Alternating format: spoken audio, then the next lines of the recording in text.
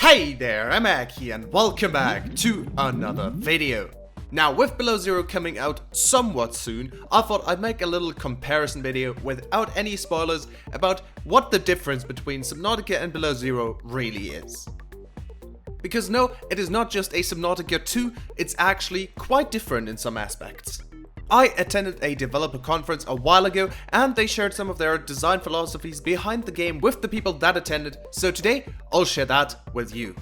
Now the most obvious change is of course that you spend way more time on land than you ever have in Subnautica. Probably. According to the devs, it's around 15% on land. Now why did they make that change? Mainly because of the story. They had a vision they wanted the game to be like, and to accomplish that they had to adjust the gameplay around it. So for the story to work you also have to have some gameplay on land, or at least not underwater. Now what I think also was a part of that is to make it feel more Arctic-y, if that's a word, because you don't really notice that you're in the Arctic if you're deep down in the ocean. Unless you're right at the surface where you can see like ice shelves floating on the water, you probably have no idea that you were even playing Below Zero if you didn't know that that biome wasn't in the base game. Another big change is the philosophy behind the game design itself. In Below Zero, the devs wanted to focus less on horror and the scare factor that the original game was so good at. I mean, some people even called it a horror game, so that's quite something for a survival game. But they wanted to focus more on exploration, survival gameplay and the story. Now you can see this easily because there are less predatory leviathans than in Subnautica. We only have the Shadow Leviathan, which spawns in the crystal caves, and the Chelicerate, which is a massive shrimp. I mean, honestly, you can't be scared of that, right? And they even used a upscaled and retextured version for the Void, so there's no special Void Leviathan this time. Plus, the Chelly likes to just spin around in circles and not do anything, so not even that scary, is it? Now, the biggest Leviathan in Below Zero is a plant. Yeah, that much for scare factor. I mean, when you first see it, you might think, oh, I should watch out, but then again, that's what people think about reefbacks too, and they end up just being stupid swimming rocks.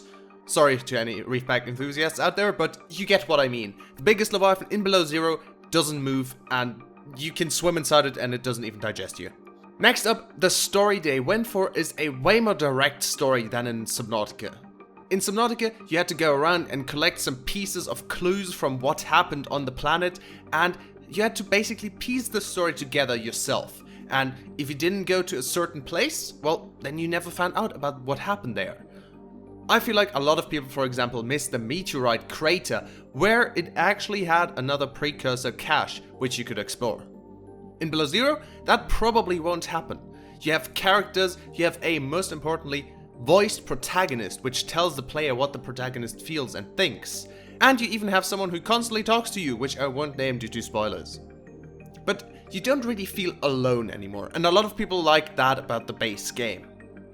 Sure, you are technically alone, but anyone who has an idea about the story knows what I mean. The advantage of that, of course, is that you can tell a really detailed and intricate story and make sure the player actually understands it and doesn't just miss out on parts of it like in Subnautica.